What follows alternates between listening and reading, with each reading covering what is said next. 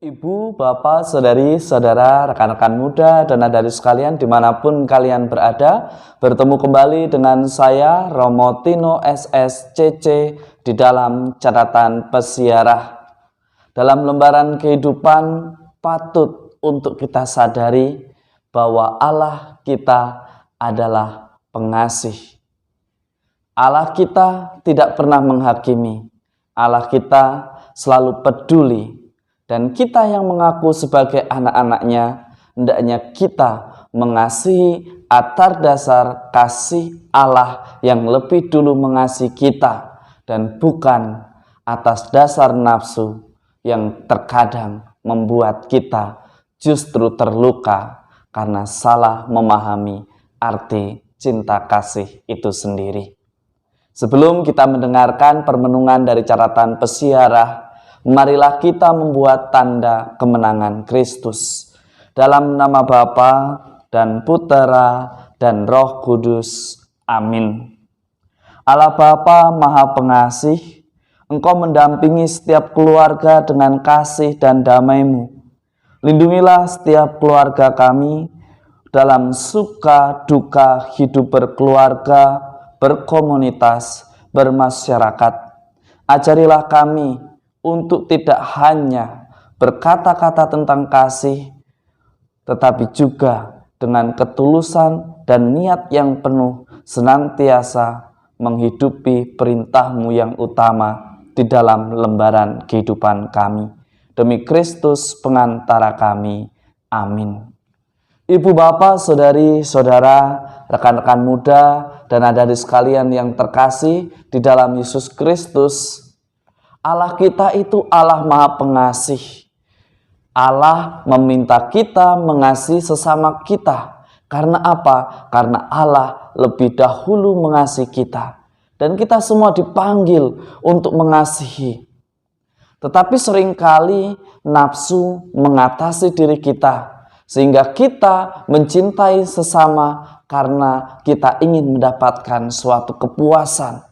Karena kita ingin mendapatkan kekuasaan atas pribadi tertentu atau atas kelompok-kelompok tertentu. Di dalam kitab Tobit hari ini kita diajak belajar. Jangan nafsu menguasai kita, tetapi biarkanlah rancangan Tuhan, rencana Tuhan yang mengatasi segala tindakan kita. Biarlah rencana Tuhan yang senantiasa menerangi persiarahan hidup kita. Ada hal yang menarik yang didoakan oleh mereka berdua. Dia mengatakan, terpujilah Engkau Allah leluhur kami, dan terpujilah namamu sepanjang sekalian abad. Hendaknya sekalian memuji Engkau dan juga segenap ciptaanmu untuk selama-lamanya. Engkaulah yang telah menjadikan Adam, dan baginya telah Kau buat Hawa istrinya sebagai pembantu dan penopang. Dari mereka berdualah lahir umat manusia seluruhnya. Engkau pun bersabda, tidak baik kalau manusia itu seorang diri saja. Mari kita jadikan penolong baginya yang sepadan. Ya Tuhan, bukan nafsu birahi ku ambil saudariku ini, melainkan dengan hati yang benar. Sudilah kiranya mengasihi kami berdua dan membuat kami menjadi tua bersama. Dari sini kita diingatkan bahwa sakramen perkawinan atau sebuah janji antara seorang perempuan dan seorang laki-laki tidak semata-mata dipersatukan supaya mendapatkan keturunan, tetapi supaya nama Tuhan dimuliakan karena dua orang yang bersatu, yang sepadan, saling menerima, saling menolong, dan saling melengkapi. Dan ada hal yang menarik di sini.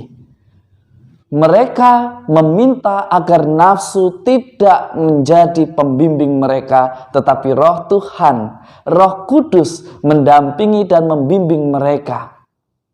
Dan mereka senantiasa terbuka pada rencana Allah.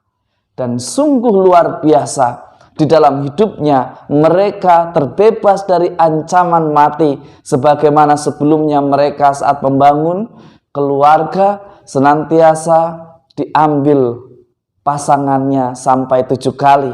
Dan saat ini karena mereka meminta berkat dan Tuhan memberkati, mereka dibebaskan, mereka tetap hidup, dan mereka diberikan keturunan.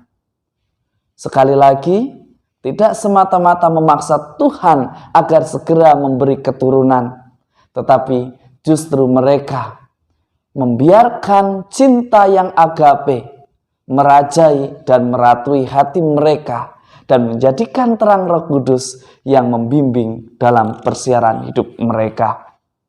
Di dalam Injil hari ini juga sangat menarik. Hampir setiap orang bisa mengatakan, belajarlah pribadi yang mencintai, belajarlah pribadi yang menjadi atau yang bisa mengasihi. Sangat mudah kita mengatakan, bahkan kita pun sangat hafal betul doa Bapa kami. Namun seringkali kita mencintai setengah hati. Kita mencintai konfrater kita, komunitas kita. Karena apa? Karena kita juga tidak ingin terlibat dipermalukan karena perbuatan salah dari saudara-saudari kita. Seringkali kita mencintai pasangan hidup kita, anak-anak kita, anggota keluarga kita, saudara-saudari kita, hanya karena kita tidak mau dipermalukan oleh orang lain atas perbuatan salah mereka. Seolah-olah kita saling mencintai, seolah-olah kita ingin tampil harmonis, romantis.